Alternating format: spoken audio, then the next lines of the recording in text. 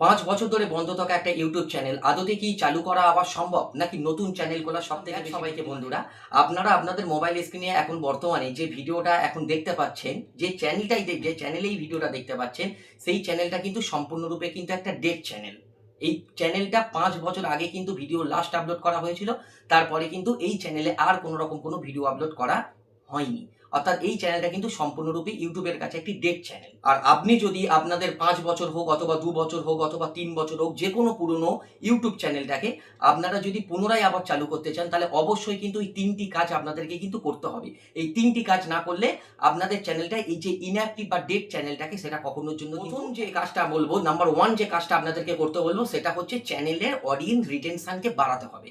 অর্থাৎ চ্যানেলের অডিয়েন্স রিটেনশনকে বাড়াতে গেলে প্রথমত আপনার এই ডেড চ্যানেলে ক্রমাগত কিন্তু প্রত্যেকদিন 2টো হোক 3টে হোক করে একটা করে শর্ট ভিডিও কিন্তু আপলোড করতেই হবে। কারণ শর্ট ভিডিওতে কিন্তু প্রচুর পরিমাণে ভিউজ পাওয়া যায় এবং ইউটিউবের অ্যালগোরিদম বুঝতে পারবে যে আপনি ক্রমাগত ভিডিও আপলোড করছেন, অর্থাৎ আপনার ইনঅ্যাক্টিভ চ্যানেলটা বা ডেড চ্যানেলটা আবার পুনরায় কিন্তু এক কাজটা আমি আপনাদেরকে বলবো, সেটা হচ্ছে চ্যানেলের প্রোফাইলটাকে আপডেট করান।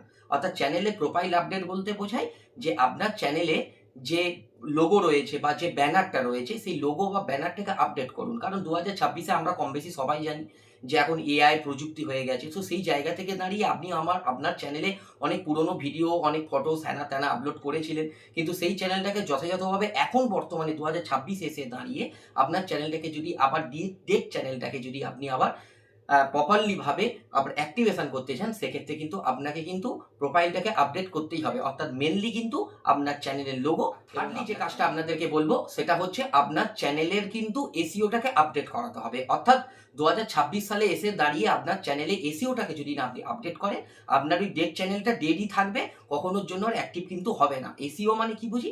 যে আপনার চ্যানেলের যে কিওয়ার্ড রয়েছে বা ট্যাগ রয়েছে বা ডেসক্রিপশন রয়েছে, সেটা 2026 সালে এসে দাঁড়িয়ে সবচেয়ে বেশি সার্চেবল ভ্যালু কি রয়েছে, সেইটার উপরে নির্ভর করে কিন্তু আপনার চ্যানেলের কিওয়ার্ড ট্যাগ এবং ডেসক্রিপশনটা কি 2026 সালে নতুন পদ্ধতিতে কিন্তু এই জিনিসগুলো কিন্তু আপনাদের চ্যানেলে দিতে হবে।